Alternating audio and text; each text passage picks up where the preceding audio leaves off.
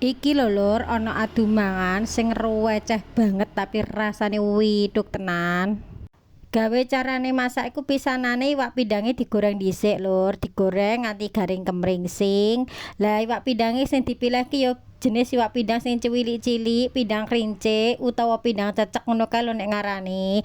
Lah iki mang jan terakhir terus tak cemplungi terasi, terasi niki tak goreng nganti ambune nguwabar morak-marik nyogrohi irunge tanggane. Lah nek terasine wis mateng terus tak cemplungno lombok irisan karo tomat irisan karo brambang irisan. Dimasak ki mang nganti mateng. Lah nek wis mateng brambange lomboke iki mang terus dicemplungno iwake pindhang sing wis bar digoreng ambek tak imbuhi karo nan gereh perek. Gereh perek iki gereh sing cilik-cilik ngono kae lho Lur, gereh dodok, iwak dodok sing cilik-cilik. Nah, iki terus dimasak diulet-ulet nganti mateng.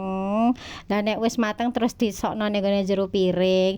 Lah panganan ruweceh model ngene iki lho dienggo mangan ya kruwasa tenan, mbek gandengno jangan asem, digandengno karo jangan lodeh, karena sego anget-anget ya wis mbek panggah apa ya wis widuk tenan cah Lur.